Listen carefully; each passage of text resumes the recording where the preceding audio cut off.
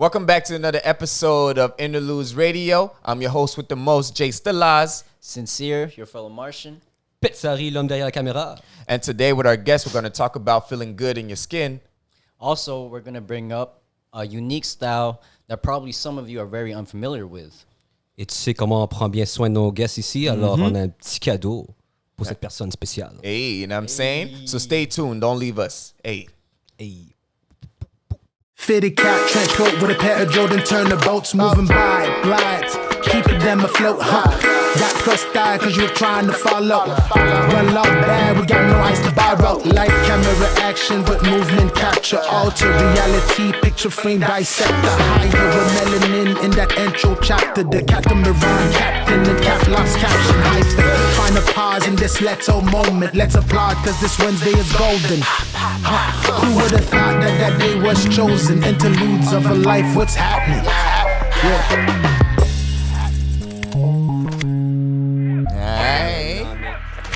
My guys. Yo, another dope episode today, yo. Yes. I don't know if our audience is ready for that. I don't think. Maybe not. But yo, Maybe yes. I wanted to share something with you guys. I was listening to the Joe Budden podcast because I'm a huge fan of that podcast. That show is really dope. And I heard the brother Maul say something that I find quite interesting. He said, yo, in 2020, I'm not beefing with no one that looks like me anymore. Qui a dit ça? Maul from the Joe Budden podcast. Ah, c'est les trois. Joe Budden sur le couch, là? Yeah. So the black dude, Maul, he said, I'm not beefing with nobody black or nobody who looks like me in 2020. Yeah. Okay, that's what he meant. Yeah. Black. Yeah. And I heard that, and that made me think like, yo, that's heavy, bro. That is heavy. And he went a bit further. He also said we could have, like, not necessarily tension, but like we can not fuck with each other, you know, like if I don't fuck with you, I don't fuck with you, that's okay. But there's no beef. So making that distinction between beef and not fucking with someone, you know? So no more black on black crime, qui veut dire, là, you know. But not just black on black crime, because I mean black on black crime is not really a thing, because Okay. Why? white people kill white people, you know, whatever. You know what I'm saying? Yeah. But just like, yo, I'm gonna make an effort not to beef with anyone who looks like me. And for some reason I connected with that. And I don't know. I just wanted to bring it up to see, like, what are your thoughts on that as well? It doesn't need to be towards black people. It could be like, yo, you're not beefing with someone who looks like you. I think instead of just saying like, yo, I'm not going to beef with you, I think he's probably just also saying having a mutual respect. You know? Like, okay, I see the lane you're going in. I respect it. And I feel like, yeah, it's definitely relevant today, but it's definitely something everyone should just consider, you know, just to consider that, yo, this person's doing their thing, even though I am not with it, doesn't mean I have to go against it. About it. Yeah. I don't know if you wanted to share something. Je comprends le message, j'imagine, qu'est-ce qu'il voulait dire, ses intentions. Mais à la fin de la journée, black, Asian, même on dit qu'un autre gars Asian, black, blanc, si le gars deserve a smack, genre. I'm not about that violence, you know what I mean? I'm just saying. Mais je comprends ce qu'il veut dire, you know, si pas comme premier réflexe, comme hate sur le panel, you know, juste essayer de respecter, le comprendre. C'est un bon message, you know, j'aime ça. Mais à la fin de la journée, Asian, whatever it is, moi, Asian qui m'énerve, you know. It's beef. It's on site. No, it's no beef. We're gonna share some dim sum and shit together. But you know, then I feel like we could. Qu'est-ce qu'il a dit? We're gonna share some dim sum. Dim sum, bro. You never had dim sum? Chinatown is the... Bro. Yo, dim sum, bro. C'est by une bouchée, là. Oh, ten. You need that one? Yeah. Walk away. I don't know, bro. I have to walk away from the conversation. Okay, mais faut l'amener là-bas. On dirait qu'il faut l'amener, Dieu. Wait. It's good food. It's a restaurant? Dim sum, c'est un type de food, genre. Oh, it's a tip. Yeah. Yo, my bad for sounding so ignorant right now. Comme la I'm femme sorry. arrive, puis... Oh, my bad. Wait, no. Yeah! speak the Chinese thing. And they be coming with the, you know. They said they speak the Chinese thing. It's not better. Yeah, it's up, bro. I know what he's talking Yeah. about. Like, he's talking about He's talking about the Like, cart. you know, I'm not they- trying to they make come fun, with, you know. No. I don't know what those are called, but it's like it keeps the vapor. Like, Yeah, you know la what faire I mean? beige. Yeah. Mais je veux pas dire, you know, I You love know, my Chinese even community. Even us, we're No, Asian but you and know, we're kind of you know what I mean? Mais tu comprends? Dumplings? Well, that's Mais part c'est of ça, it, you know what I mean? mais tu comprends? Okay. You know, yeah, I got love for What my a- Chinese people still, you know? Wow. But it's true though, you know, yeah. Ding dong dong. Puis, yo. Il a double Yeah. down. No, I mean, see, all love. He talks But a yeah. lot of shit. My bad. All Sorry, right. he talks a lot of Yeah. shit. But yo, going back to that thing of not beefing with someone who looks just like you know, and then you brought that point of, yo, if you see that you guys both have the same kind of goal or same kind of ambitions, you know, trying not to bring beef into that as well. So when you say that, it makes me think about not beefing with someone from the dance community as well. Yeah. You know what I'm saying? Like seeing that, yo, that person is on their path. I might not agree with the way that they're maneuvering, but I understand that we both have kind of the same ambitions. You know, we both want to make it while being dancers. You know what I'm saying? Right. And with that in mind, I can try to be like, you know what? I'm not going to beef with that person. I'm maybe not going to like what that person is doing, but I'm not going to beef with that person. I can not fuck with that person, not associate with that person, but I'm not going to beef with that person. Yeah. I'm saying, because I feel like beef could bring a lot of negativity, yes, for sure, but a lot of other things that are attached to that negativity as well. And we don't notice it, but it touches the next generations as well afterwards. You know what I'm saying? Yeah. But yeah, it just Yeah. made me think.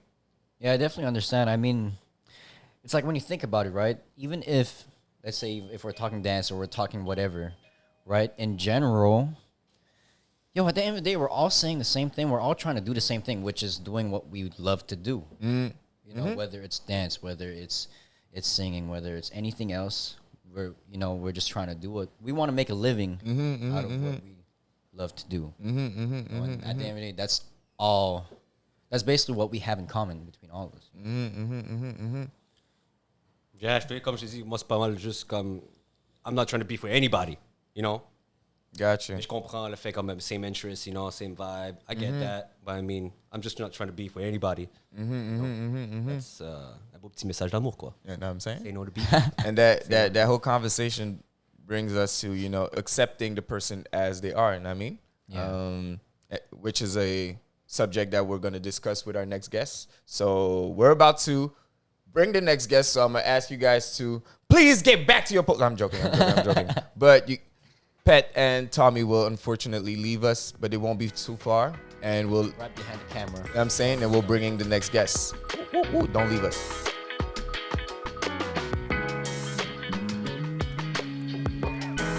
Yo, welcome back to Nterludes Radio. It's your host with the most, J Style, and we have with us none other but Brian Mendez. Chase. Yo, Brian, thank you so much for accepting our invitation and for being down to, you know, be part of this experience. Yo, we really appreciate you for that. Thank you for having me here. I'm really excited to share my experience, and I feel really chanceux d'avoir cette opportunité-là. Cheese. Dope, yo. All right. So, Brian, I want you to take us back. Take us back, bro. I want you to tell us, how did you start dancing? I started dancing when I was 20 years old. But before that, I was dancing in my room. I was really more of a gamer geek. Jeez. For all my life. I loved video games all the time. And I started when at my school I always was shy, but one day in my school they put Xbox with Kinect. Ooh. And with the game called Dance Central. And girl, I was so good at that game. So good. So I was really shy in front of everybody, trying it. But then I slayed it, and Shanice Vincent, one of my good friends, was there, and she asked me, "Yo, do you wanna come take classes and learn choreos and everything? Like, you're really good." I was like, "Okay, let's do this," without really knowing where I was going. You know, Yeah, with yeah, that. yeah, yeah. I was just like, "Okay, let's have fun." I never did that, you know. And bam, I just never stopped. Cheese. Dope. Yo, shout out to Shanice Vincent. I'm saying cheese. My girl, Hey. love you. So you spoke about video games. Are you still a gamer to this day? Yes. What do you play? Because I know there's a few gamers amongst us, and I know there's a lot of gamers in the dance community as well. Unfortunately, I don't do like big console anymore, but I have my Switch with me all the time. Okay. Yes, I play a lot with my Nintendo Switch. Okay. Can I say Nintendo? Yeah. Nintendo. Hey, what's up? Nintendo sponsor us. That's where you put your ad. Nintendo. All right. Nterludes Radio. Nintendo. Yes. You got your Switch? Know what I'm saying. Oh my God. Sincere got his Switch. Okay, but dope. Oh, you got a Switch as well? Jeez, Really? my bad. Yo, I'm the one who's slacking. I don't have no consoles. Let's trade our codes. All right, cool. So that's dope. So you started with that dance game at your high school, right? Yeah, at first it was in my room in front of my mom and my close friends. But then, yeah, that's Ooh, cool. shit. Dope. Okay. And what styles did you practice? I first started with Andy Michel. He was like my first dance teacher. And shout out to Andy Michel. Shout out.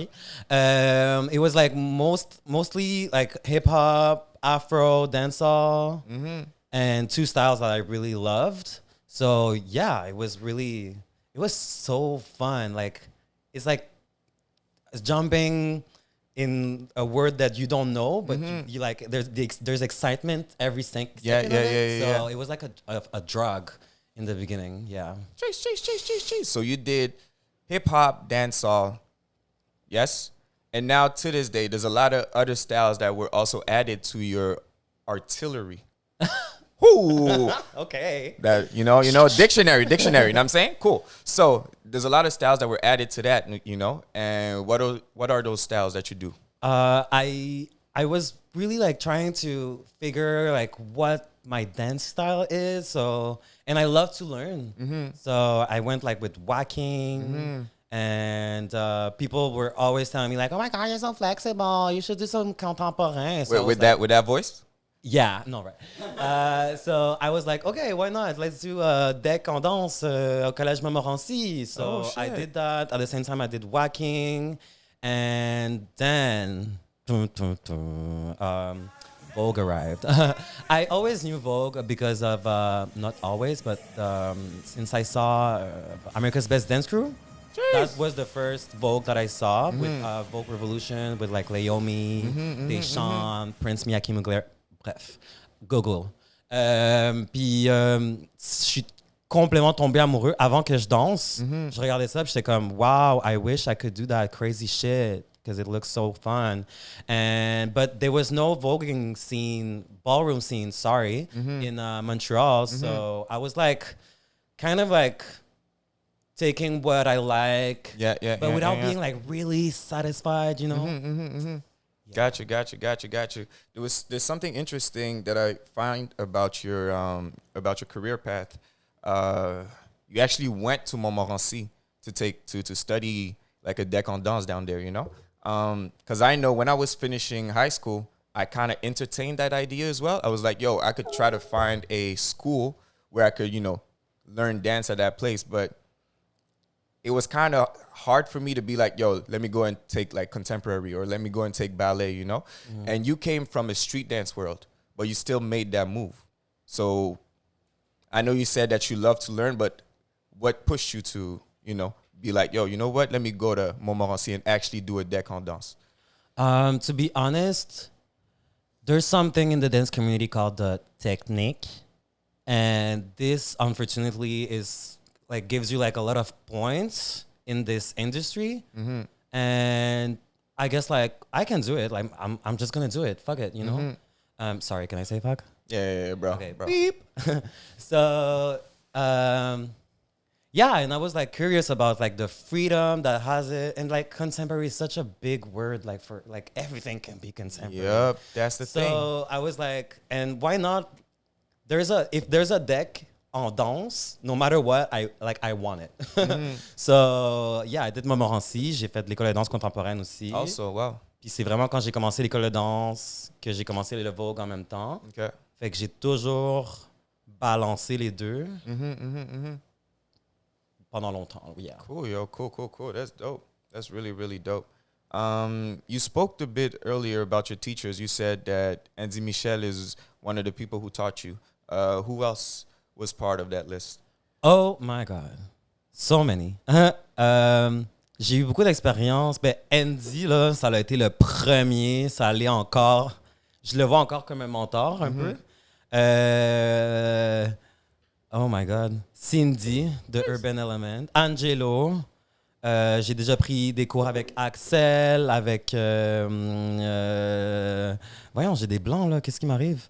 M Queen, tu sais, quand j'étais beaucoup sur le walking, là. J'en ai tellement Don't stress. Chill, bro. Chill, bro. Beaucoup de gens, ouais. Got you. And like, who's the teacher or the person who introduced you to the voguing scene? Like, after learning about voguing through ABDC, how did you get more into voguing? Was there someone who guided you, or like how was that process? There's one day this random. It was so random. There's a girl who's called, her name is Inksy Prodigy in the ballroom scene, and she was in Montreal and she was giving a Vogue class, and I was like, what? So I ran to this class, and she was my first Vogue teacher. But then, Gérard Reyes, il a commencé à enseigner des cours aussi. Fait que lui aussi a été mon mentor pendant un petit bout, là, pendant un an et demi. Donc, c'est vraiment là que j'ai commencé à m'entraîner. Après, il y avait un espace... hey, j'ai des blancs en ce moment. Tu sais, là, l'espace... Espace sans luxe? Espace sans luxe. Il y a eu l'espace sans luxe, ça l'a changé ma vie. J'arrivais là-bas après l'école, 2 heures de Vogue intense. La première heure, don't talk to me. Jeez. In your zone. If Focus. you want to talk to me, we're gonna battle. Puis On la site. deuxième heure, c'est comme, OK, c'est là que genre je pouvais, tu sais, communiquer parler avec les gens. Tu sais, c'était vraiment un moment dans ma vie où j'ai fait comme dans mon craft in the voguing style for me. Got you. The history of this dance style ça vient tellement me chercher. Puis le plus que, tu sais, au début, j'en connaissais pas beaucoup, je connaissais juste la danse. Mais après, the more I was doing my research, the more it was like talking to me, you know, because it's this community called Ballroom is based of queer and trans people of color. And obviously, I'm like, oh shit, I'm a queer people of color. And this is so interesting. Genre, c'est des choses qu'on voit pas dans les médias, mais pourtant que les médias prennent, tu sais. Like they take bits and pieces of it. Yeah, and ça m'a forcé à faire comme, okay, if I want to do that, I have to learn about it more and like go deep so I can like share it to people and stop them from calling a dip a death drop, for example. I'm a bit guilty of that. I did it today, so I apologize to the whole ballroom scene. I mean, my fault. But you know, like all the dance styles like changes, and people tend to forget the origin and the names, and it's like so sad because these people, they were living with that. You know, they had nothing else than that, and now we're into 2020, and like we have all those social medias where we can just like, oh my God, this is fun, let's do this. Oh my God, and then you look like a mess on stage or whatever. But like right now, you just spoke a bit about the ballroom scene, and I find it like we just touched the surface, and I'd like us to dig a bit deeper in the ballroom scene. Like you spoke about it, like it's like where it came from. You said it came from queer people of color, right? Yes, in Harlem, New York. Sorry, I'm not Harlem, being New precise. York. Shout out to New York. I'm saying, yeah, and it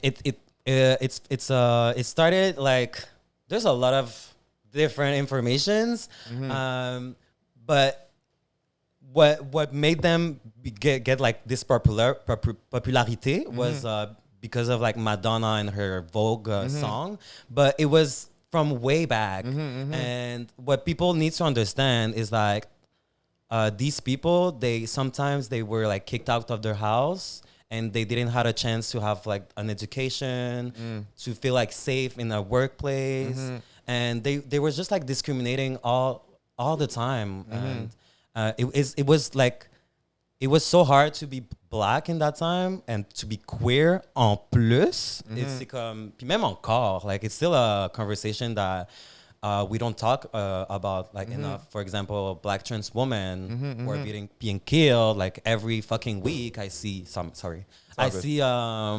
in my feeds I see another black trans woman being killed. So it's like, And what did that space represent for them? for this space, it's the only space where they have recognition, like la reconnaissance.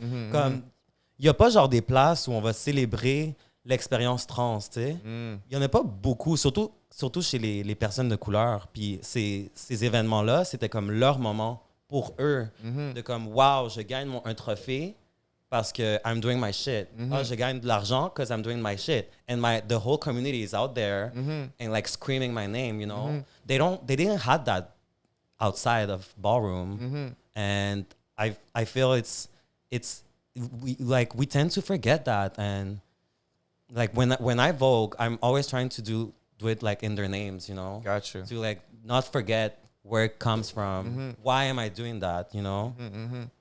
What I get from what you're saying is as if like the whole ballroom scene was a safe space for them as well. Exactly. From everything that was happening on the outside, you know, just like you said, just being a queer person out and about in the street was already like very dangerous, you know, especially if we go back in time, you know.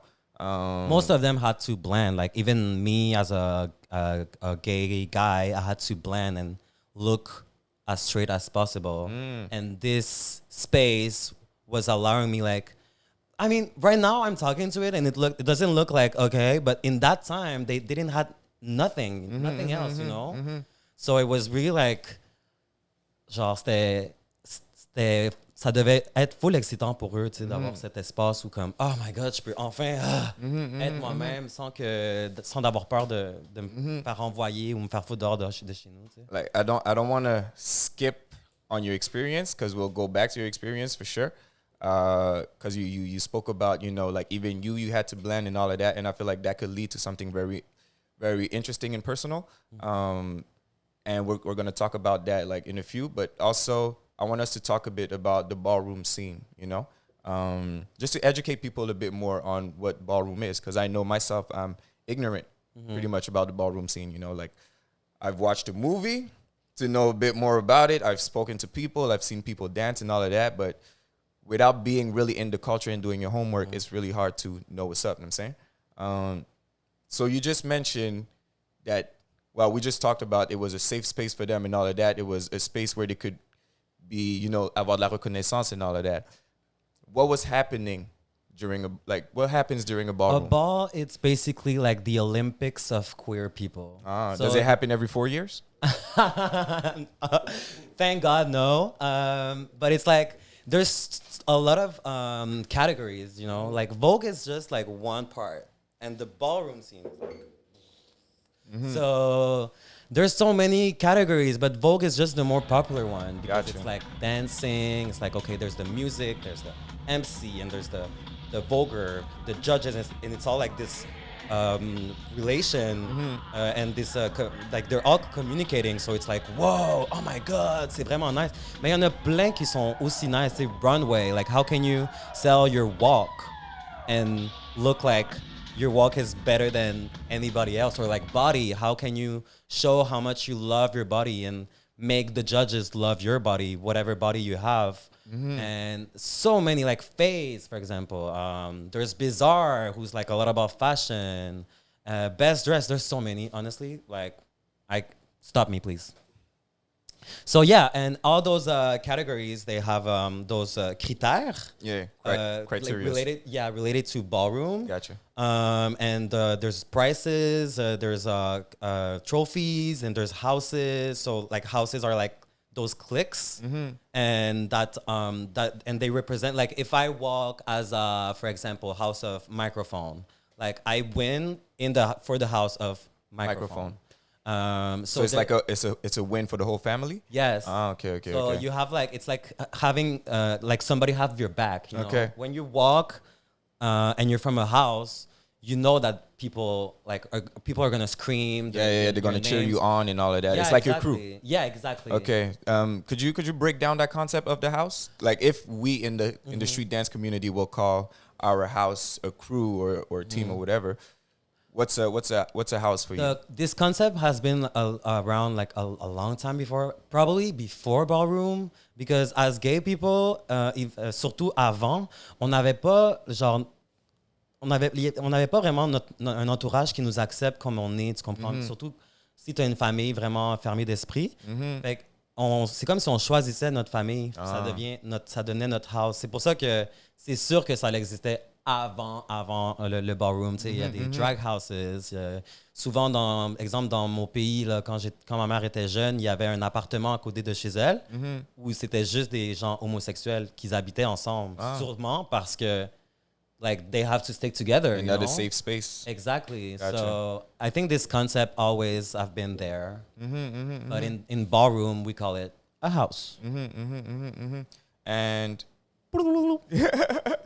like, what was the situation that made it that people started creating houses for themselves? Oh, yeah. Okay. Because obviously people were getting kicked out of their own houses. And like, it's not new. If you get kicked out and you're homeless, you're like, tu vas sûrement aller genre dans la drogue, dans la prostitution, dans plein de shit wrong parce que t'es tout seul, t'as personne qui est là à être.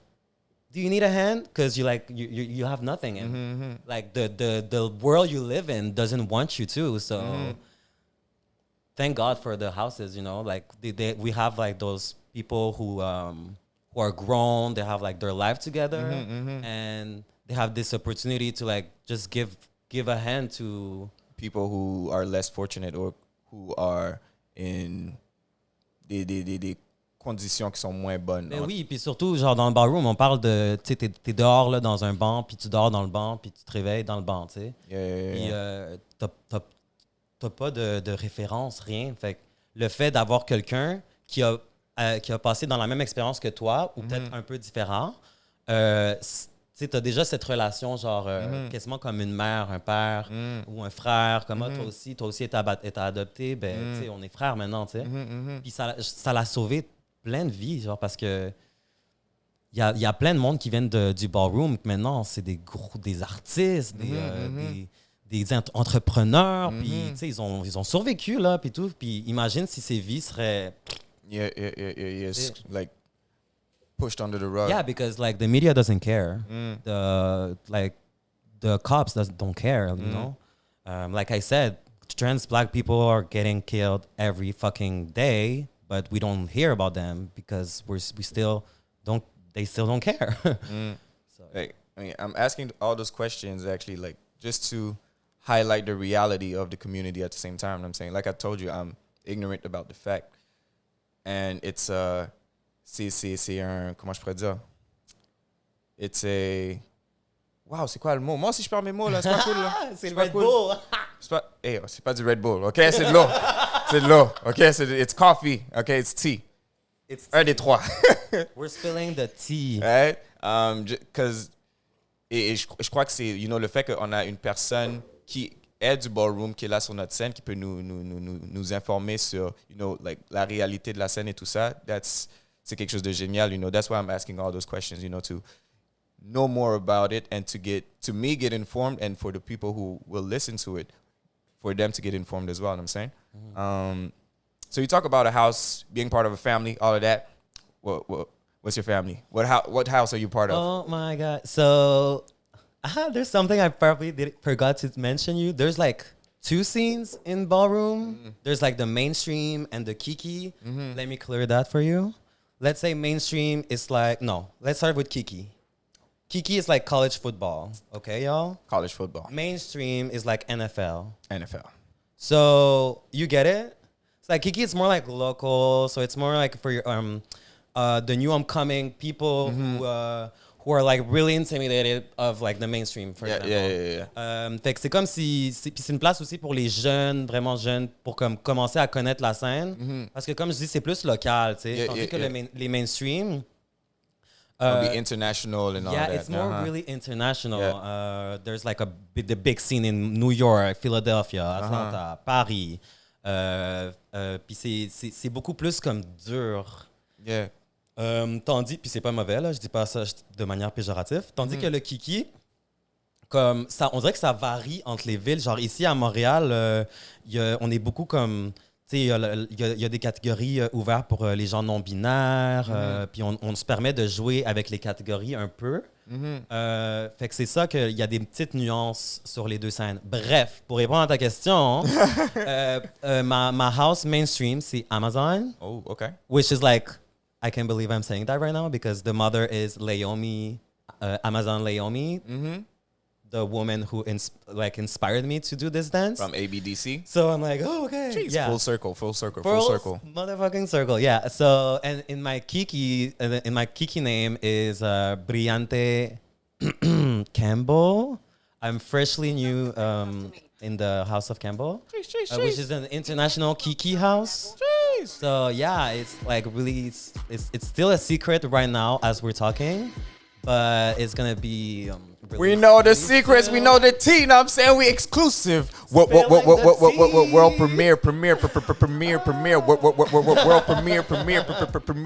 That was at the beginning of all the old, like all the videos back in the days. Like all the B2K bum shit. Like y'all don't know your shit, man. Y'a juste Jean qui sait. Il est comme je me rappelle.